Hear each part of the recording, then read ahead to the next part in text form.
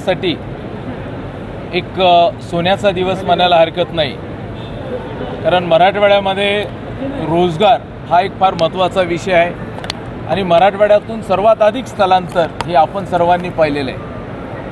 मी लातूरच्या जनतेच्या वतीने आम्ही सर्वजण एकत्रित, खासदार साहेब आहेत, आमच्यासोबतचे सर्व पदाधिकारी आहेत, सर्वजण आणि लातूरची जनता ही देशाचे पंतप्रधान माननीय नरेंद्र मोदी साहेब यांचे लाख लाख आभार या ठिकाणी आम्ही व्यक्त करतो।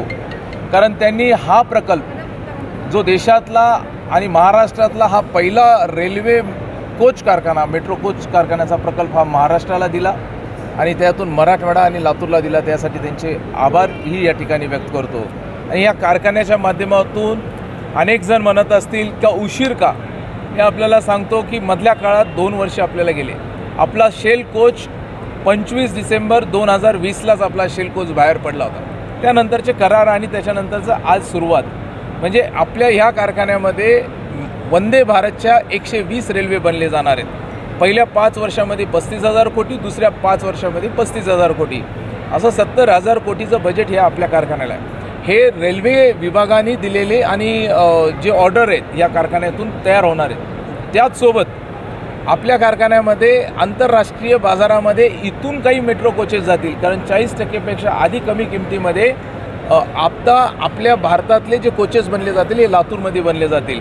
त्यामुळं ज्यावेळेसही लातूरकर असेल, आपण कुठेही जाऊ आणि वंदे भारत ट्रेन दिसली त्याच्यावर अनेकदा आपण पाहतो made in Japan, made in USA, आता वंदे भारतवर made in Latur, made in Marathwada असा शिक्का असेल। या गोष्टीचा अभिमान तमाम लातूरकरांना असणार आहे।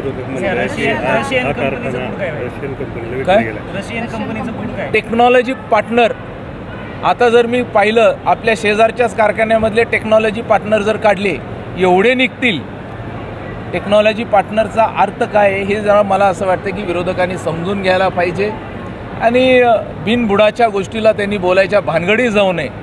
माझं त्यांना नम्रतेने सांगणं आहे, हा कारखाना लातूरसाठी एक चांगली गोष्ट आलेली आहे। चांगल्या गोष्टीचं स्वागत करायला पाहिजे, चांगल्या गोष्टीला चांगलं म्हणता यायला पाहिजे, माणसाचं मनही तेवढं मोठं राहायला पाहिजे।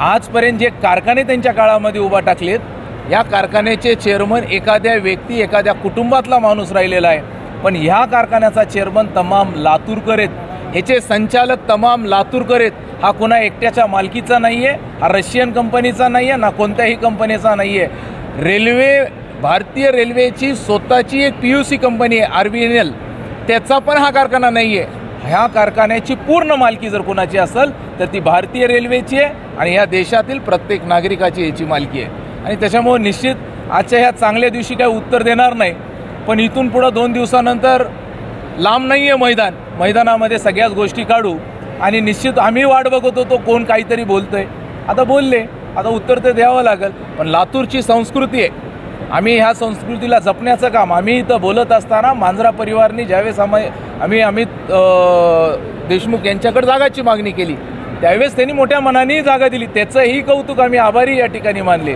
म्हणजे एक संस्कृती जपण्याचं काम आम्ही केलेलं आहे। आणि एकीकडे तुम्ही जर अशा पद्धतीने देशाच्या पंतप्रधानावर जर बोलण्याचा जर प्रयत्न करत असतील तर आपल्याकडं जे तुमचे घरं काचेचे आहेत लक्षात ठेवा, हे समजून तुम्ही बोलण्याचा प्रयत्न करा। इथून पुढं असं चालणार नाही, नाहीतर DCC बँक असेल, कारखाने असतील, ह्यापूर्वी दिलेले कर्ज असतील।